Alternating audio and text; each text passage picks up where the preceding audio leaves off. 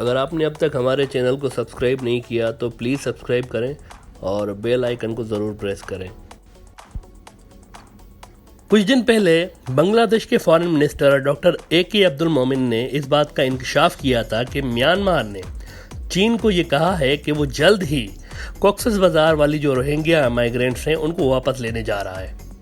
और हमने इस खदशे का इजहार भी किया था कि हो सकता है कि ये मसला हल होते होते फिर से न कहीं लोकल पॉलिटिक्स की नज़र हो जाए, जिसमें इंडिया और अमेरिका चीन की वजह से यहाँ पर कोई नेगेटिव किरदार ना अदा करें। और अब इस ख़तरे के इम्कानात वाज़े होते जा रहे हैं और ऐसा महसूस हो रहा है कि ये रोहिंग्या वाला जो इशू है इसको सॉल्व होने में मज़ीद देर हो सकती है, क्योंकि यहाँ इंडिया और अमेरिका का एंगल भी सामने आ रहा है। हुआ कुछ यूँ है कि जैसे ही म्यांमार ने चीन को ये एग्री किया कि हम कॉक्सेस बाज़ार वाले माइग्रेंट्स को वापस लेंगे, और जैसे ही चीनी फॉरेन मिनिस्टर ने ये बात बांग्लादेश के फॉरेन मिनिस्टर से की है, अमेरिका ने बीच में टांग अड़ाते हुए चीन पे तनकीद शुरू कर दी है। और कुछ अर्सा कबल बांग्लादेश और इंडिया के दौरे पे आए हुए अमेरिका के डिप्टी सेक्रेटरी ऑफ स्टेट ने कहा है कि बदकिस्मती के साथ चीन ने बहुत कम रोल अदा किया है इस सारे मसाले को हल करने के लिए। इसके अलावा जब वो बांग्लादेश आए थे तब भी बांग्लादेश में खड़े होकर उन्होंने चीन पर तनकीद की थी कि इंडिया और ताइवान के ख़िलाफ़ चीन ज़्यादतियाँ कर रहा है। इस पे चीन ने कहा है कि अमेरिका का ये बिहेवियर डिप्लोमेटिक प्रोटोकॉल्स के ख़िलाफ़ है और बांग्लादेश की भी ये डिसरिस्पेक्ट है कि अमेरिका ने वहाँ पर खड़े होकर ये बात की, क्योंकि बांग्लादेश होस्ट था, वहाँ का मेज़बान था और बांग्लादेश की ख़ुद की पॉलिसी है कि friendship to all malice to none, यानी वो सबके साथ दोस्ती चाह रहे होते हैं। इस वजह से अमेरिका को वहाँ पर बैठकर इस किस्म की बात नहीं करनी चाहिए थी। चीन का कहना था कि अमेरिका और हमारे बीच बहुत से बायलैटरल फोरम हैं जहाँ पर हम ये मसला आपसी डायलॉग्स के साथ हल कर सकते थे, किसी तीसरे मुल्क को इस तरह बीच में लाने की कोई ज़रूरत नहीं थी। चीन ने इस बात को रिपीट किया कि 2017 से हमने 3 बार मिनिस्ट्रियल लेवल की मीटिंग्स की हैं इस रोहिंग्या वाले इशू पे, और हम शुरू से ही इंसानी हमदर्दी की बुनियाद पर कोशिशें कर रहे हैं कि ये मसला हल हो जाए। और दबे अल्फाज में चीन अमेरिका को ये मैसेज देना चाह रहा था कि हमने तो ये सब किया है, लेकिन आपने अब तक क्या किया है इस इशू में। यहाँ ये भी बात याद रखें कि अमेरिका के जो डिप्टी सेक्रेटरी ऑफ स्टेट थे, इनका ये जो दौरा था बांग्लादेश का, ये रोहिंग्या के सिलसिले में नहीं था और इस बात के इम्कानात भी बहुत कम थे कि अमेरिका इस पर कोई बात करेगा।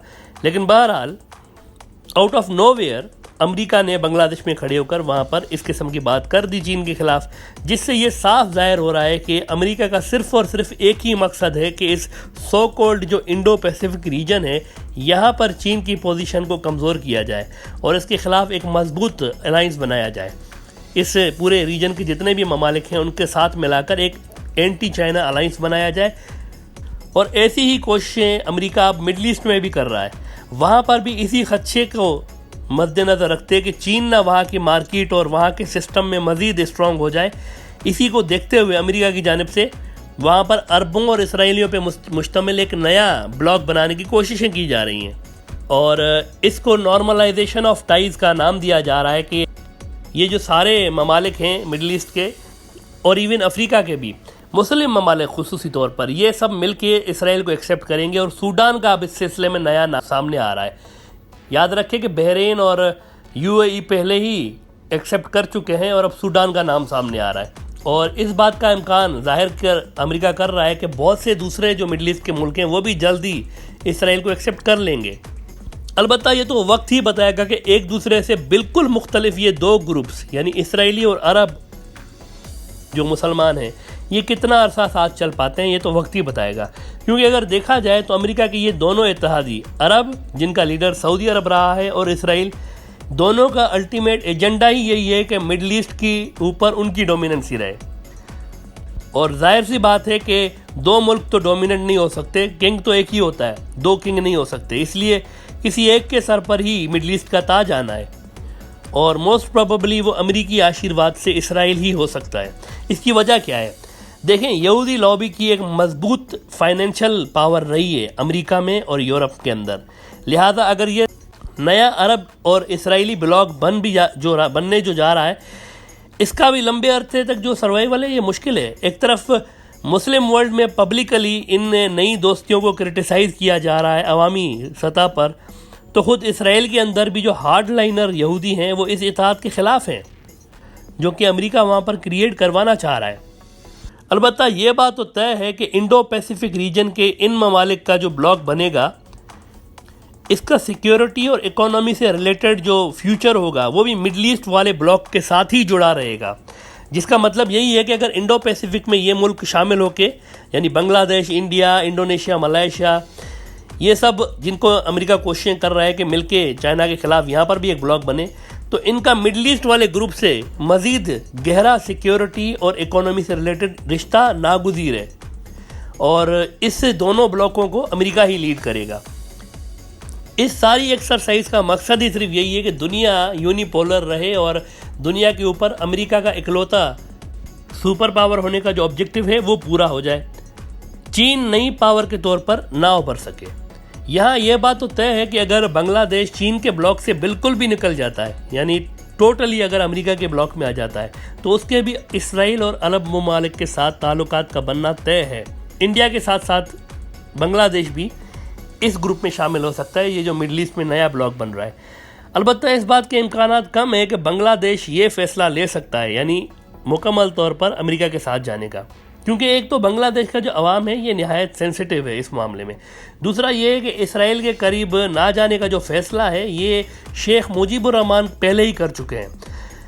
बांग्लादेश की जो पाकिस्तान से अलहदगी हुई थी 1971 में, उस वक्त इंडिया को इसराइल की भरपूर मदद हासिल रही थी और इसराइल ने बांग्लादेश को जल्द ही एक्सेप्ट भी कर लिया था, लेकिन शेख मुजीब रहमान ने उनकी ये जो एक्सेप्टेंस थी इसको रिजेक्ट कर दिया था, क्योंकि उनको पब्लिक की जो सेंटीमेंट्स है अपने उनका पता था। तो शेख मुजीब ने उनके इस एक्सेप्टेंस को कबूल नहीं किया था और उनको रद्द कर दिया था। लिहाजा इस बात के चांसेस बहुत कम है कि बांग्लादेश इस ब्लॉक में जाएगा चीन को छोड़ते हुए। इंडो पैसिफिक और मिडल ईस्ट के बीच एक और सॉलिड मुस्लिम ब्लॉक है जो कि अब तक अमेरिकी असर से थोड़ा सा दूर रहा है और मुकम्मल तौर पर इस वक्त चीन के साथ खड़ा है। और वो जो ब्लॉक है उसमें पाकिस्तान, अफ़गानिस्तान, ईरान और सेंट्रल एशिया के जो मुस्लिम ममालिक हैं ये आ जाते हैं। ये वो रीजन है जहाँ पर अमेरिका के ख़िलाफ़ शदीद मज़ाहमत पाई जाती है और जहाँ पर अमेरिका का असर कम है और चीन की एक डोमिनेंट पोजीशन रही है इस इलाके में। लिहाजा इस बात का इम्कान अब नज़र आ रहा है कि चूँकि पाकिस्तान का और अफ़गानिस्तान का और ये जो सेंट्रल एशिया के ममालिक थे, इनका मुस्तकबिल जुड़ा हुआ था पहले, फाइनेंशियल मुस्तकबिल अरब वर्ल्ड के साथ, लेकिन अब चूँकि अरब वर्ल्ड अमेरिका के कैंप में जा चुका है, इसलिए ये ब्लॉक अपनी अलग शनाख्त बनाने की कोशिश करेगा। और अब इस बात के इम्कानात बहुत रोशन हो चुके हैं कि यहाँ पर कोई नया पावर ब्लॉक इमर्ज हो सकता है। अरब और इसराइली ये जो दोस्तियाँ चल रही हैं और अमेरिका के प्रेशर के मुकाबले में चीन और रूस के असर के नीचे यहाँ पर नया ब्लॉक इमर्ज होने के पूरे इम्कानात मौजूद हैं। बल्कि ऑलरेडी अगर ये कहा जाए कि बन चुका है ब्लॉक तो गलत नहीं होगा। आप देख रहे होंगे कि इस वक्त जो आज़रबाईजान, जो कि सेंट्रल एशिया के ममालिक का ही एक मुल्क है, उसकी जंग चल रही है अगर आर्मीनिया के साथ, तो उसमें पाकिस्तान खुलकर सपोर्ट कर रहा है आज़रबाईजान की। हालांकि अरब वर्ल्ड जो है वो आर्मीनिया के साथ है, अरब ममालिक जो हैं वो आज़रबाईजान के साथ नहीं है, लेकिन पाकिस्तान उनका साथ दे रहा है। और अब ईरान भी उनके साथ में, पहले ईरान भी उनके खिलाफ था, लेकिन अब ईरान ने भी आज़रबाईजान का साथ देना शुरू कर दिया हुआ है। दूसरा जो पावरफुल रीज़न है वो ये है कि चाइना का जो वन बेल्ट वन रोड जो प्रोजेक्ट है ये इन सारे मुल्कों में फैला हुआ है, सेंट्रल एशिया के मुल्कों में भी, ईरान में भी, पाकिस्तान में भी। और अब चीन की पाकिस्तान के सीपैक वाले प्रोजेक्ट के साथ साथ ईरान के चाबार पोर्ट में भी प्रेजेंस आ गई है। जो लोग मज़हब को जियोपॉलिटिक्स के तनाज़ुर में देखते हैं, उनके लिए पाकिस्तान के मशहूर स्कॉलर मरहूम डॉक्टर इसरार अहमद की ये तकरीर इस सिलसिले में बहुत दिलचस्प होगी, जहां उन्होंने बहुत साल पहले इस पूरे रीजन में एक मुस्लिम ब्लॉक के इमर्ज होने की प्रेडिक्शन की थी कि यहाँ पर एक नया मुस्लिम ब्लॉक बन सकता है, और इसकी हदीस की किताबों में भी एक निशानियाँ नज़र आती हैं। ज़रा सुनिए कि डॉक्टर इसरार अहमद ने इस बारे में क्या कहा था, और इस वक्त जो सिचुएशन आलमी मंजरनामे पे बन रही है वो भी करीब करीब इससे मैच होती हुई नज़र आ रही है। इम्कान नंबर 1 क्या है? अभी आलम इस्लाम का एक सॉलिड ब्लॉक है जो यहूदी वर्ल्ड ऑर्डर की निगाहों में खटक रहा है। मैं खटकता हूं दिले यज़दा में कांटे की तरह, अगरचे उनकी स्ट्रेटेजी क्या है, एक एक करके इनके हिस्से बखरे करके तिया पांचा करो। अभी वो ब्लॉक कौन सा है? ईरान है, अफगानिस्तान है, पाकिस्तान है और रूसी तुर्किस्तान से आजाद होने वाली जो रियासतें हैं, ये एक सॉलिड ब्लॉक है। ये आजमी मुसलमान है, अरबी नहीं, अरबी गए, ये नोट कर लीजिए।